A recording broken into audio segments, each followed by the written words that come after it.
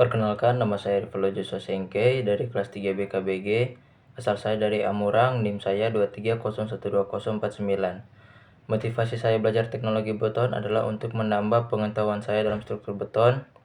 Tujuan saya adalah memahami karakteristik materi beton dan mengembangkan keterampilan dalam desain struktur beton. Materi yang pertama, saya akan menjelaskan tentang pengujian berat jenis semen. Pengujian ini bertujuan untuk menentukan berat jenis semen dalam membuat desain campuran beton. Pengujian ini dilakukan dengan menggunakan alat-alat seperti volumetric flash, pipa tetes, timbangan digital, mangkok besi, sendok plastik, dan kerosin. Proses pengujiannya meliputi penimbangan semen, penambahan kerosin, dan penimbangan kembali setelah didapatkan nilai B1, B2, dan B3. Maka dapat dihitung berat jenis semen dengan rumus yang telah ditentukan. Materi yang kedua, saya akan menjelaskan tentang pengujian berat jenis fly ash. Fly ash adalah sisa pembakaran batu bara yang dapat digunakan sebagai pengganti semen dalam pembuatan beton. Sebelum digunakan fly ash, perlu diuji karakterisasinya terlebih dahulu. Salah satu pengujian yang dilakukan adalah pengujian berat jenis. Pengujian berat jenis fly ash dilakukan dengan menggunakan air suling sebagai medium. Air suling digunakan karena tidak bereaksi dengan fly ash dan memiliki berat jenis semen yang diketahui. Dalam pengujian ini akan didapatkan 3 macam berat, yaitu W1 sama dengan berat fly ash, W2 berat labu ukur ditambah air suling 250 ml, W3 berat labu ukur yang mengandung fly ash dan air suling. Dari ketiga berat tersebut dapat dihitung berat jenis fly ash dengan menggunakan rumus tertentu.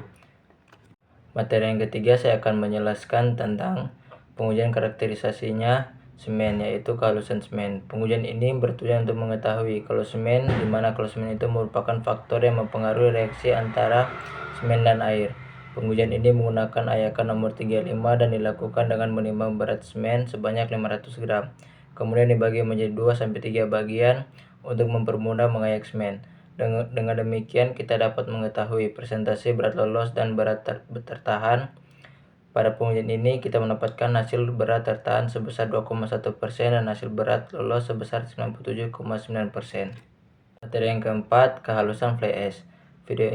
Materi ini menjelaskan tentang pengujian kehalusan fly ash. Pengujian ini bertujuan untuk mengetahui kelulusan dari fly ash yang akan digunakan dalam pembuatan beton.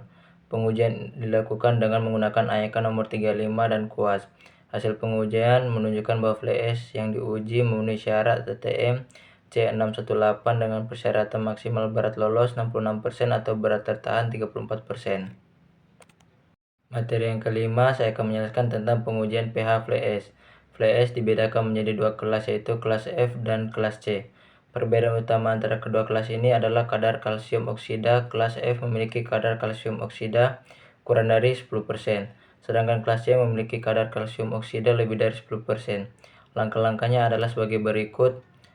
Timbang 50 gram fly ash dan 200 ml air suling. Campurkan fly ash dan air suling dalam gelas, ukur 250 ml. Aduk campuran selama 10 menit. Saring campuran menggunakan kertas saring. Ukur pH fitrat menggunakan pH meter. Hasil pengujian pH fly ash kelas F adalah 8,89. Materi yang keenam, saya akan menjelaskan tentang beberapa metode untuk mengukur konsistensi normal semen, termasuk metode Vicat, metode flow table, metode slam test. Video ini juga membahas faktor-faktor yang dapat mempengaruhi konsistensi normal semen seperti jenis semen, halus-halus semen, kandungan air, suhu. Materi yang ketujuh, saya akan menjelaskan tentang proses pengujian setting time semen secara detail, mulai dari persiapan bahan, pembuatan pasta semen, pengukuran penurunan jarum pikat, hingga pencatatan hasil pengujian.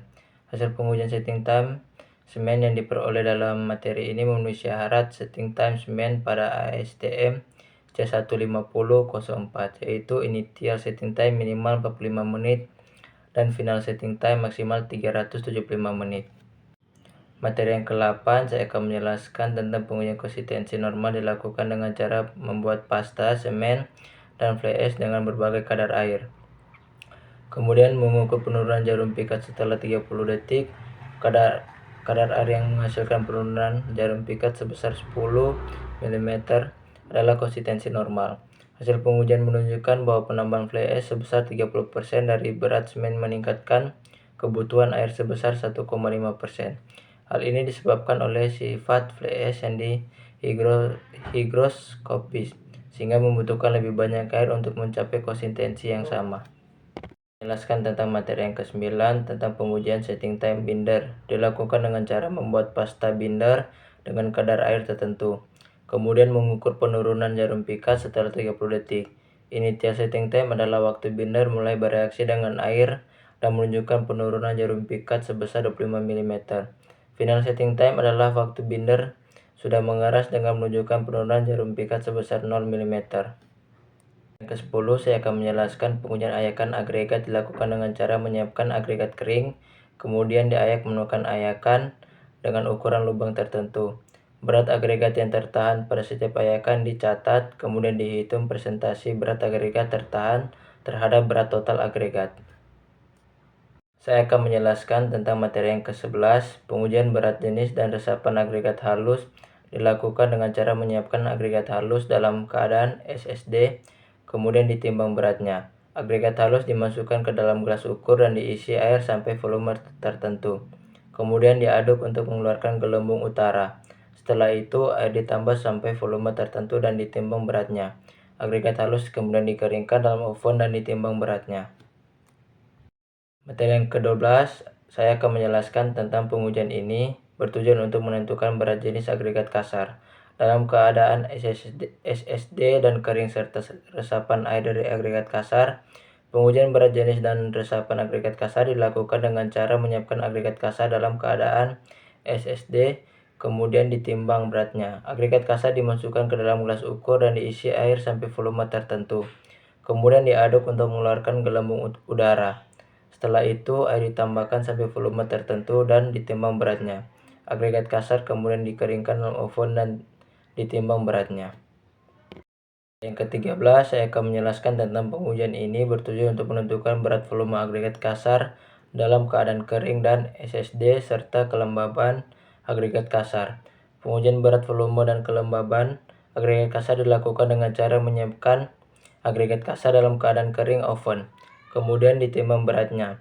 Agregat kasar dimasukkan ke dalam wadah dengan volume tertentu dan dipadatkan dengan cara dirojok 25 kali.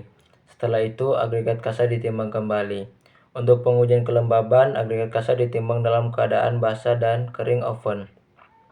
Dari hasil pengujian dapat diperoleh data berupa berat volume kering dan SSD, agregat kasar serta kelembaban agregat kasar. Data ini digunakan dalam desain campuran beton untuk menentukan jumlah agregat yang diperlukan per meter kubik beton.